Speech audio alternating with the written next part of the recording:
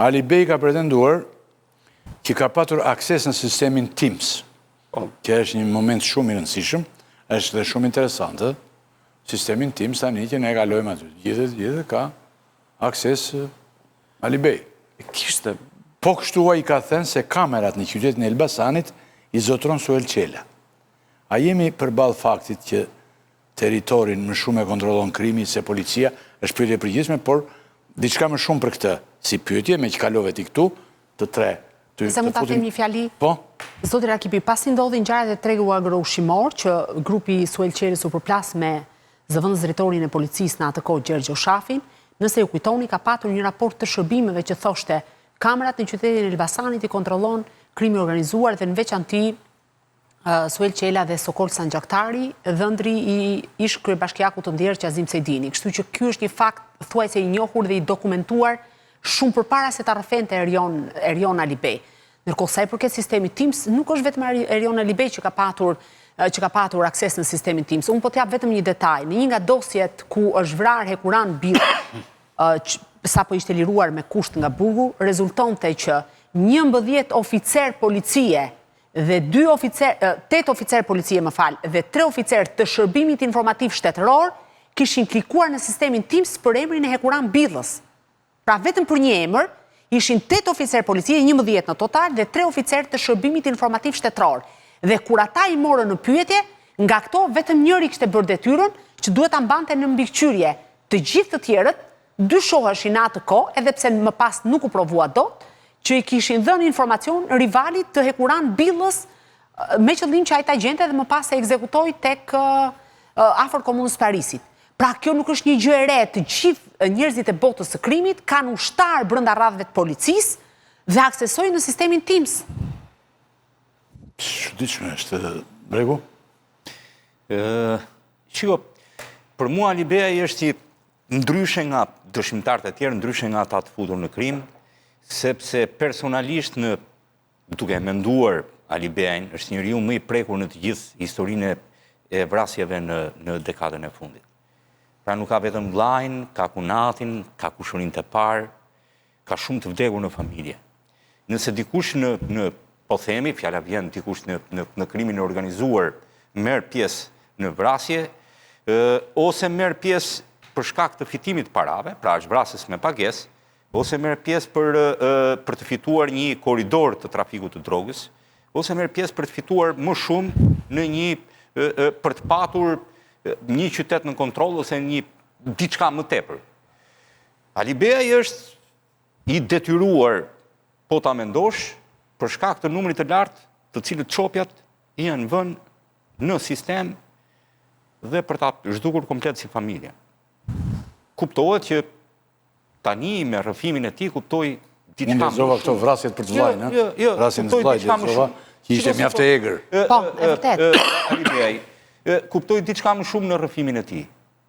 Nuk e marr për bazë atë që kishte prindrit sëmurë dhe vati për të qitur drogë. Se atë mund ta bëj kushdo, po të kemi, nuk është zgjidhje kjo që me që kemi prindrit sëmurë e s'kemi para, duhet të shesim drogë. Por marr si një qasje rrëfimin e tij që thotë ne punonim për çopjan ai dhe vllai i tij. Në një moment konflikti i tyre nis për 30.000 euro borxh të dhënë kundërshtarit të çopjave. Çopjat ishin zënë dikund në një fshat të Elbasanit, me fizikisht ishin rrahur dhe këta i ofrojnë si një ndihmë borxhi atyre që kishin rrahur çopjat një shumë prej 30.000 eurosh. Dhe ky është konflikti.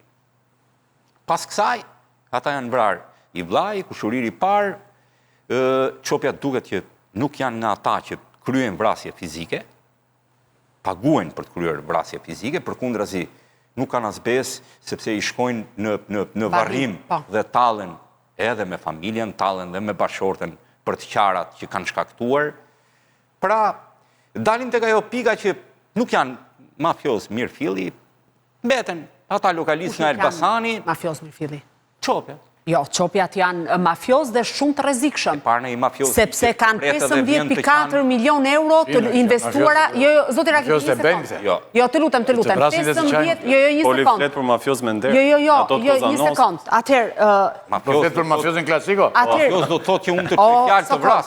Mafios do të thotë, shiko, okej. Sokol, se varet se si e ke konceptin e mafiozit. Atëherë, qopjat kanë 10 milion, dakord, pra Ata janë vërtet mafiozë kur të vinë në varim?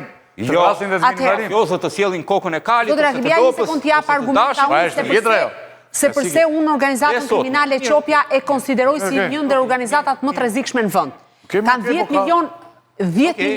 10 milion euro kriptomoneda të bllokuara nga shteti shqiptar sekuestruara.